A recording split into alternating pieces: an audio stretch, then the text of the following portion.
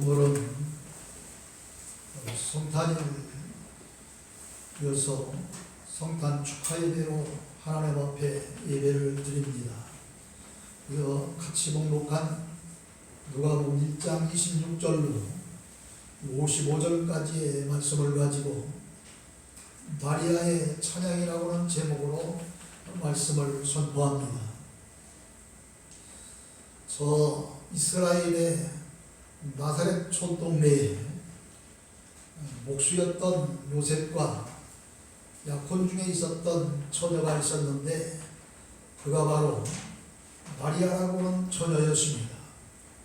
그런데 어느 날 천사 가브리엘이 이 처녀 마리아에게 찾아와서 보라, 내가 잉태하여 아들을 낳으리니 그 이름을 예수라 하라.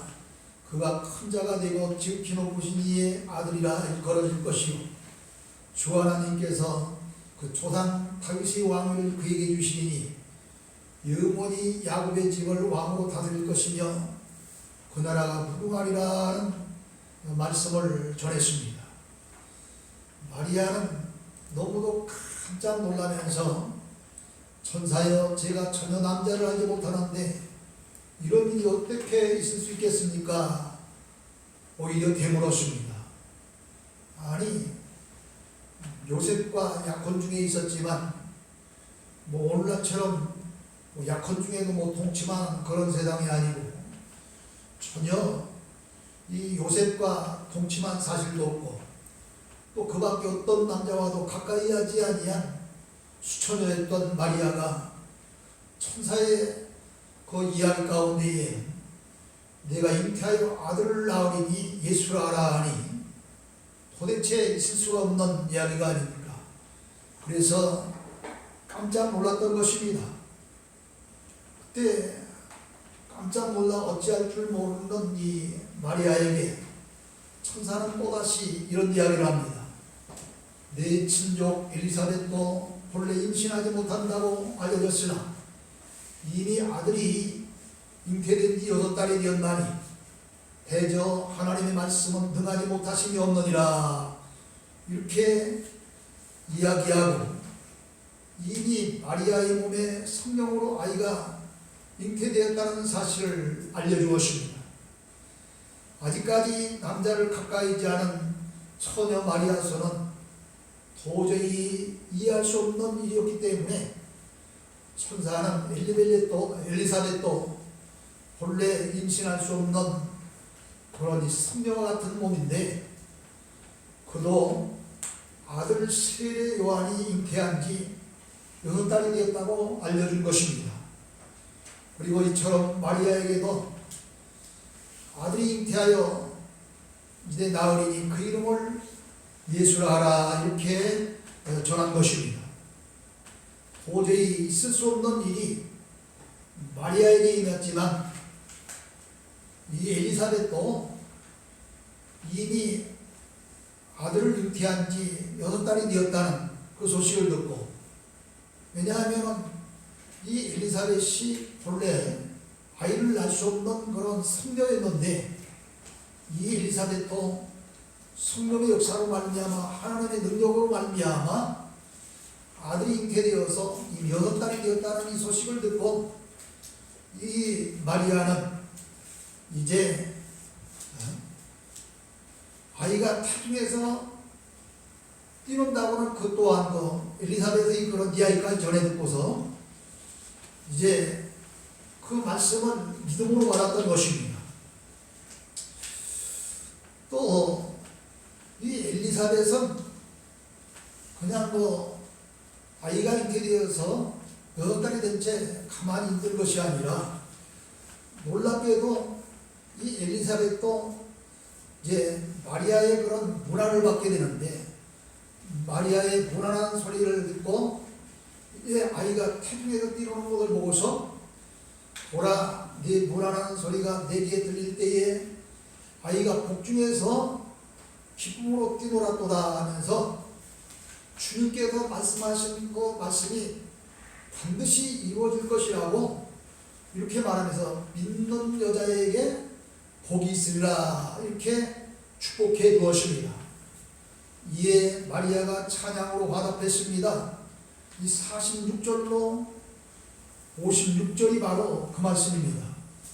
내 영혼이 주를 찬양하며 내 마음이 하나님 내 구주를 기뻐하였음은 그의 여종의 비천함을 돌보셨습니다. 보라, 이제부로는 만세 나를 복이 또다시 이끌으리로다.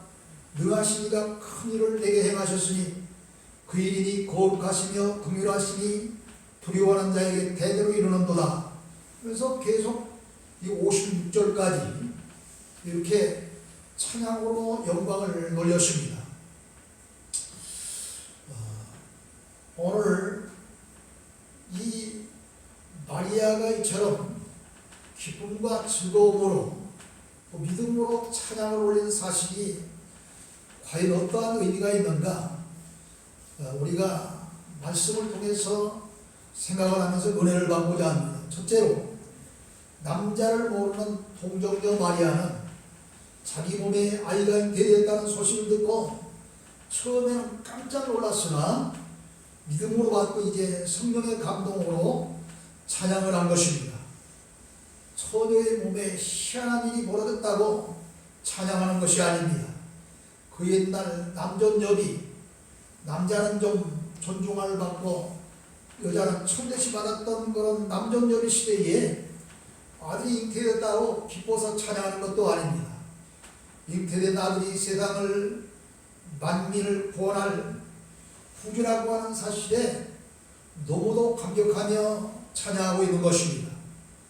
마리아는 이렇게 성령으로 잉태된 아이를 10달 만에 낳고 33년 동안 예수님의 어머니로서만 살지 아니하고 자기가 낳은 아들 예수님을 세상 만민을 구원할 구주로 모시고 성도의 입장으로 살면서 찬양을 했습니다. 육신적으로는 자기의 몸에서 낳은 그런 아들이지만 그 아들로 보지 아니하고 성령으로 잉태된 하나님의 아들로 온 백성을 구원하러 오신 구주로 보았기 때문에 소리 높여 주님을 찬양한 것입니다. 우리도 이처럼 예수 그리스도를 육신적인 사람이나 석가나 공자 같은 성자로만 볼 것이 아니라 하나님의 아들 예수 그리스도로 보고 우리의 마음속에 보시고 마리아처럼 찬양할 수 있는 성찬들이 되어야 될 줄로 믿습니다.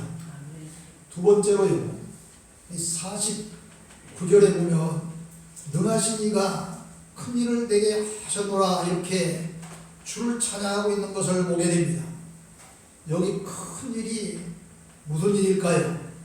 이 성경에 보면은 이제 구약시대에 큰 일 하나가 있었고 또 신약시대에 와서 큰 일 하나가 있는데, 이 구약시대에는 먼저 제1장에 하나님께서 세상을 창조하신 일이 가장 큰 일로 기록이 되어져 있습니다. 또 신약에서는 바로 이처럼 마리아의 몸에서 성령으로 잉태된 그런 아기가 10달 만에 탄생함으로 말미암아 이 세상을 구원할 자로 오신 예수님의 그 탄생입니다. 하나님께서 처녀 마리아의 몸에 성령으로 예수님을 잉태케 하심으로 세상에 보내셨는데, 이것은 인류 역사의 재창조요 창조보다 더 큰 역사입니다. 아담의 범죄로 말미암아 지옥 갈 인간들을 천국에서 영원히 살 수 있는 인간으로 바꾸는 재창조의 역사이기 때문입니다. 지금 우리도 예수 그리스도를 우리의 심령에 모셨기 때문에 이 큰 일이 우리 안에서 일어나고 있는 것입니다. 그러므로 우리도 마리아처럼 감사하면서 찬양으로 영광을 돌려야 될 줄로 믿습니다. 죄와 허물 지는 내 인생에게 주님께서 오셔서 나를 새 사람으로 바꾸고 계십니다. 힘으로도 되지 않고 능으로도 되지 않고 사람의 재주로도 되지 않지만 주님이 내 안에 계심으로 나 같은 죄인이 의인이 되고 나 같은 불의한 자가 의롭게 되고 악한 자가 선해지는 불행이 그리스도 안에서 행복으로 바뀌는 놀라운 역사가 일어나고 있으니 이것이 큰일이 아니고 무엇이겠습니까? 이 은혜를 감사해서 우리도 오늘 이 아침에 진정으로 감사하는 찬양을 하나님께 드려야 될 줄로 믿습니다. 세 번째로 마리아는 하나님의 공평한 섭리와 심판을 찬양하고 있습니다. 51절로 53절을 보십시다. 그의 발로 힘을 보이사 마음의 생각이 교만한 자를 흩으셨고 권세 있는 자를 그 위에서 내리치셨으며 비천한 자를 높이셨고 죽이는 자를 좋은 것으로 배불리셨으며 부자는 빈손으로 보내셨도다 하는 말씀이 있습니다. 많은 사람들이 세상이 너무 불공평하다고 생각을 합니다. 그러나 이것은 하나님의 은혜를 모르는 사람들의 말이라 할 수 있습니다. 하나님의 은혜로 아는 사람은 모든 것이 하나님의 섭리 안에서 공평하게 이루어지고 있다고 하는 사실을 압니다. 부자는 세상의 모든 것을 다 가진 것 같으나 실은 많은 고통과 슬픔이 있습니다. 하나님이 공평하게 섭리하시기 때문입니다. 여러분 요즘 방송을 보시기 바랍니다. 이 TV를 보시기 바랍니다. 얼마나 권세 있고 돈 많은 사람들이 벌벌 떨고 있는 세상 아닙니까 지금? 어젯밤에 또 추미애와 윤석열 싸움에서 윤석열이가 완승을 거두잖아요. 이거 벌벌 떨 일 또 생긴 거예요. 이것은 추미애만 떠는 것이 아니라 문재인 대통령까지 떨게 생겼어요 지금. 이게 보통 일이 아닙니다. 이와 같이 부자들이 떨고 권세 있는 자들이 떠는 세상이 되어졌습니다. 참으로 이제 모든 사람들이 이런 것을 보면은요, 이 공평하다 볼 수 있어요. 또 51절에 보면은 그의 발로 힘을 보이사 마음의 생각이 교만한 자를 흩으셨다 그랬습니다. 이것은 도덕적인 섭리입니다. 권세가 있고 물질이 있어 교만한 자들은 언제나 하나님 백성인 이스라엘을 괴롭혔습니다. 그러나 하나님은 그 교만을 꺾으셨습니다. 바벨론에 느부갓네살이라는 왕이 권세를 꺾으시고 당시 강대국이었던 아수르를 흩으셨습니다. 세계를 뒤흔들던 노마 제국을 무너뜨리고 하나님의 권능을 세우셨습니다. 하나님은 여러 교만한 권세자를 내리치시고 비천한 자를 높여주셨습니다. 예수님이 오심으로 유대인이나 이방인이나 남자나 여자나 상전이나 노예나 구별이 없어졌습니다. 여러분, 이 대문 하나를 사이에 두고 이 대문 안에서는 무슨 일이 벌어집니까? 날마다 이 엄청난 그런 호의호식을 하면서 삽니다. 그러나 대문 밖에서는 거지 나사로가 이제 빌어먹는 그런 신세로 사는데 찾아오는 사람 아무도 없습니다. 대문 안에 있는 부자도 거들떠보지도 않습니다. 찾아오는 그런 것이 있다고 한다면 오직 동네 오기를 빙빙 돌다가 이 개새끼가 어쩌다 찾아오는, 상상해보는 거예요. 왜요? 너무 혼내가 많아서 고통받는 그런 나사로였기 때문입니다. 근데 개는 이렇게 더러운 것을 좋아했기 때문에 혹시 동네 어귀를 돌다가 개새끼 한 마리만 찾아갔는지 모르겠어요. 이렇게 비천하게 살던 그런 나사로도 대문 안에서 호요식을 살던 그런 부자 영감도 다 이제 죽게 됩니다. 이 죽게 됐을 때 어떻게 됐습니까? 얼마나 부자 영감이 고통스러웠으면 저 나사로에게 물 한 봉만 찍어서 타들어가는데 혀를 적셔달라고 애원했겠습니까? 그러나 이 거지 나사로는 비록 거지로 살며 친구라고는 개 한 마리 정도였을 텐데 이렇게 비참하게 살았지만 예수 그리스도를 영접하고 믿음으로 말미암아 천국에 가서 이제 아브라함의 품에 안겨 하나님 주시는 은혜와 복 중에 살게 된 줄로 믿으시기를 주의로 축원합니다. 이 때문에 부자와 거지 이처럼 하늘과 땅 차이로 산 것 같지만 결과적으로는 공평한 것 아닙니까?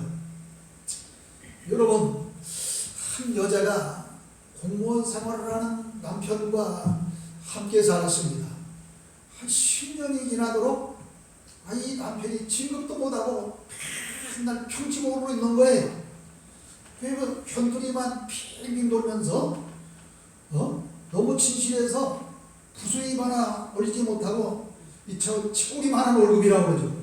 이 치꼬리가 얼마나 작아요. 이 치꼬리만한 월급 이거 다 가지고 와서 살려니 이 여자는 불평불만이 많았습니다. 그러나 같은 공무원 생활을 하는 그런 친구 집에 가보면은 아니 막 의리의리합니다. 똑같이 공무원 생활하는 친구 집인데 아주 잘 삽니다. 그러니까 이 여자가 이 친구들이 부러운 거예요. 그런데 한 번 이 부러워했던 친구가 집에 놀러 왔어요. 놀러 왔는데 그냥 놀러 온 게 아니야. 하소연을 온 거예요. 눈물을 철철 흘리면서 무슨 얘기를 하면 남편이 파란 부수입을 노리다가 그냥 걸려들었다는 거예요. 그때서야 이 여자는 하나님의 은혜는 공평하구나 하는 걸 깨닫고 오히려 남편을 고맙게 생각했다는 것입니다. 이런 일이 지금도 절비하게 일어나잖아요. 엄청나게 일어나잖아요. 여러분 가운데 세상은 불공평하다고 원망하며 하나님을 믿어봐도 별 수 없다고 한탄하시는 분이 있습니까? 깊이 생각하면 그렇지 않습니다.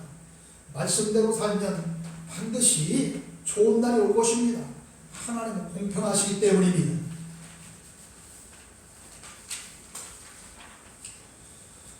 네 번째로 마리아는 예수님을 통하여 하나님의 모든 약속이 성취되었음을 찬양하고 있습니다. 구약 성경을 보면은 곳곳마다 하나님께서 예수 그리스도가 오실 것을 약속하시고 또 선지자를 통해서 예언해 주셨습니다. 그런데 그 일이 이제 마리아라고 하는 그런 몸을 통해서 이루어진 것입니다. 이스라엘 조상들에게 하신 모든 약속이 이 마리아의 몸을 통해서 성취된 것입니다. 하나님은 성경에서 많은 것을 약속해 주셨으나 그 중에 최대의 약속은 구주 예수 그리스도가 오신다는 약속입니다. 여러분 창세기서 3장 15절을 펴시기 바랍니다. 창세기서 3장 15절에 보면 내가 너로 여자의 원수가 되게 하고 네 후손도 여자의 후손과 원수가 되게 하리니 여자의 후손은 내 머리를 상하게 할 것이요 너는 그의 발꿈치를 상하게 할 것이라 하는 이야기가 있습니다. 바로 여기 그리스도께서 여자의 후손으로 오신다는 말씀이 바로 이 속에 들어있는 거예요.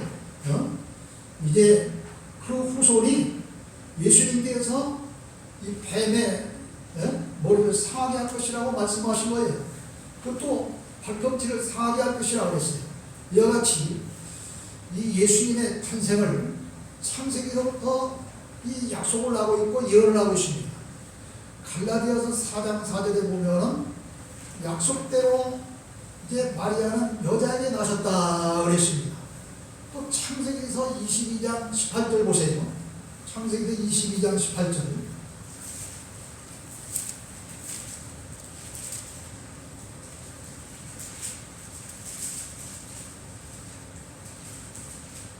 이 아브라함에게 하는 그런 말씀입니다. 또 메시로 말미암아 천하 만민이 복을 받으리니 이는 네가 나의 말을 준행하였음이라 그럽니다. 이게 어떻게 해서 이런 말씀이 나왔어요? 하나님께서 아브라함에게 하나밖에 없는 독자 이삭을 번제물로 드리라고 했을 때에 그는 자기 안에 사라와 상의도지 아니하고 이제 종도를 드리고 그리고 아들 이삭을 드리고서 모리아 산에 가서 번제물로 드리잖아요. 그때에 하나님께서 내가 번제물로 내 아들도 아끼지 않았으니 큰 복을 주리라면서 이 복에 대한 약속을 하실 때에 이렇게 예수 그리스도를 통해서 천한 만민이 복을 얻을 것이라고는 이 약속까지 하셨던 것입니다. 이 약속을 하셨는데 마태복음 1장 18절에 보면은 아브라함의 후손인 요셉의 가정에서 예수님이 탄생하셨다 그럽니다. 그럼 미가서 5장 2절에 보면 베들레헴에서 또 이스라엘 다스릴 자가 날 것이라고 약속하셨는데 누가복음 2장 4절로 7절에 보면 헤롯 왕 때에 예수님께서 유대 베들레헴에서 탄생하셨습니다. 근데 여기에 이제 우리는 이미 들어서 알고 있는 이야기지만 잘 모르는 사람이 있을지 모르겠어요. 왜? 이 마리아와 약혼 중이었던 그런 요셉도 마리아도 다 나사렛 촌동네 사람이었는데 아니 나사렛에서 예수님이 탄생하시는 것이 정상적인 이야기 아니에요. 그런데 왜 나사렛 촌동네에서 예수님이 탄생하시지 아니하고 베들레헴에서 탄생하시리라 약속을 했고 그 약속대로 왜 베들레헴에서 탄생을 하셨느냐 이 말입니다. 요한복음 6장 48절에 보면 예수님은 말씀하실 나는 내가 생명의 떡이라는 그런 말씀을 하십니다. 근데 이어서 나는 하늘에서 내려오는 산떡이니 이 떡을 먹는 자마다 죽지 않고 영생하리라 그렇게 말씀을 하셔요. 그러니까 예수님이 떡이 아니기 때문에 바로 떡집이라고 하는 그런 이 베들레헴에서 나야 되는 거예요. 베들레헴이 떡집이라는 뜻을 가지고 있습니다. 그런데 이 베들레헴이 떡집이라고 하는 거지만은 나사렛에서 베들레헴이 어디예요? 먼 곳입니다. 그런데 이 먼 곳을 향하여 이들이 차이로 고기를 갖겠어요? 전혀 몰라요, 이들도. 아니, 베들레헴이 떡집인지 예수님이 베들레헴에서 나야 되는지 뭐 예수님이 떡이라고 하는 그런 그 뜻을 가졌는지 전혀 모르고 있는 상태예요. 그런데 갑자기 누가복음 2장 1절에 보면 가이사 아구스토가 이제 갑자기 이 세금 문제로 말미암아 호적을 정지하라는 명령을 내리게 됩니다. 여기 되니까 바로 요셉이 다윗 자손이었기 때문에 다윗의 동네 베들레헴으로 호적을 정리하러 가게 되는 것입니다. 그러게 해서 떡집이라고 하는 그런 그 이름을 가진 베들레헴으로 원치 않게 이 요셉도 마리아와 함께 같이 가게 되는 거예요. 그런데 아니 난데없이 이곳에 와서 이 산기가 있어가지고 아들을 낳게 되는데 그것도 먼저 온 사람들이 이 집집마다 다 가득 찼고 여관마다 다 가득 찼고 이 갈 데가 없는 거예요. 그래서 어느 그 마구간 소나 말이 있는 그런 마구간에 들어가서 누가 났어요? 마리아가 예수 그리스도를 낳게 된 거예요. 그런데 그때 또 뭐라고 합니까? 누가복음 2장 1절 이하를 쭉 읽으면 강고에 이 어린 나이를 쌓아서 구유행이었다 그럽니다. 구유는 뭐냐 하면은 말이나 소가 연분을 먹고 먹이를 먹는 그런 먹이통입니다. 그러니까 떡이 된 예수님이 이 먹이통인 그 속에 뉘어져야 정상 아니겠어요? 영적으로는. 그래서 난데없이 이 나사렛에 살던 요셉과 마리아가 베들레헴이라는 떡집이라는 뜻을 가진 그 동네로 가게 되고 또 떡을 담아놓을 수 있는 그릇과 같은 그런 구유의 어린 아기 예수가 뉘어지게 된 것입니다. 참으로 신기하고 묘한 일입니다. 이렇게 예수님의 탄생이 구약성경 곳곳에서 예언되었고 그 예언대로 신약에서 성취된 것입니다. 바울은 이 은혜를 너무도 감사해서 로마서 8장 32절에서 이렇게 고백하고 있습니다. 자기 아들을 아끼지 아니하시고 우리 모든 사람을 위하여 내주시니가 어찌 그 아들과 함께 모든 것을 주시지 않겠느냐 그럽니다. 아니 아들도 아끼지 아니하고 주셨던 그 하나님께서 아들보다 그 한차는 다른 것인데 아들 최고가 아니에요. 우리들에게도 아니 금은부화가 최고입니까? 아니잖아요. 내 아들 딸이 최고지. 이렇게 하나밖에 없는 독생자 바로 예수 그리스도를 보내주셨는데 다른 것조차 왜 보내시지 않겠느냐 하면서 사도 바울이 이렇게 이야기를 하고 있습니다. 사랑하는 성도 여러분, 성탄절은 하나님께서 우리를 구원하시고자 당신의 아들을 보내시겠다고 하신 그 약속을 성취하신 날입니다. 그러므로 성탄절은 우리에게 최대의 기쁨의 날이요 은혜의 날입니다. 이제 처녀 마리아가 예수 그리스도를 잉태했다는 소식을 듣고 기뻐하고 감사하며 찬양으로 영광을 돌리듯이 우리도 우리의 심령 속에 그 예수님을 잉태해야 하겠습니다. 우리의 가정에 모셔야 되겠습니다. 우리의 직장과 사업장에도 모시고 살아야겠습니다. 그리하면 반드시 좋은 일이 일어날 것입니다. 오늘 추운 겨울날 한 농부가 산에서 나무를 놔두셨습니다. 근데 갑자기 어디서 사람의 비명소리가 들렸습니다. 그래서 그곳에 가보니 어느 한 소년이 죽어가고 있었어요. 그런데 그 소년이 예사소년이 아닐 것 같았어. 어쨌든 그를 그 추운 겨울에 죽어가는 소년을 구했습니다. 알고 보니 이 웬일입니까?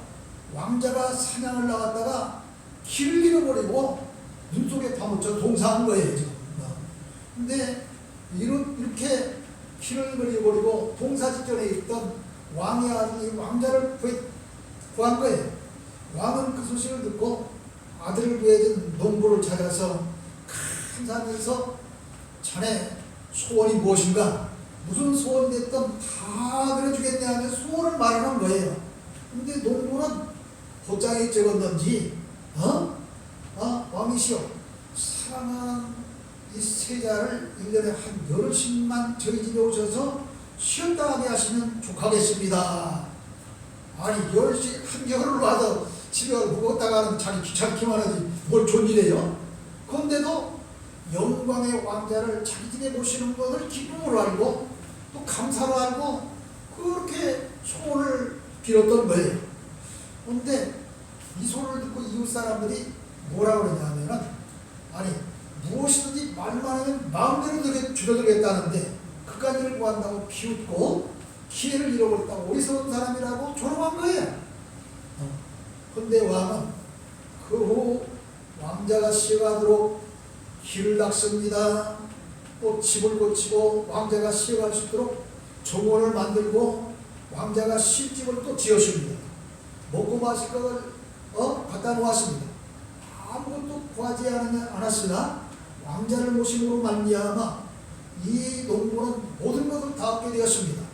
그제야 동네 사람들은 참으로 미련하고 참 어리석은 사람이라고 얘기했는데 지나고 보니 그 농부가 어떤 사람이라? 지혜로운 사람이라 극찬했습니다.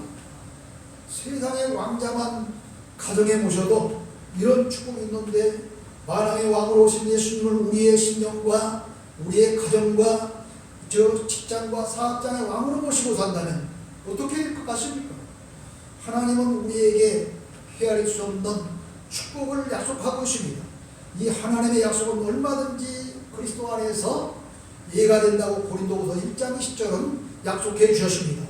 그러므로 주신 말씀을 아멘으로 받고 성경 말씀대로 사심으로 말미암아서 이 왕자를 모셨던 이 농부와 같은 축복도 여러분이 경험해 받으시길 주의로 축원합니다. 하나님 아버지 은혜를 감사합니다. 오늘 우리는 무엇 때문에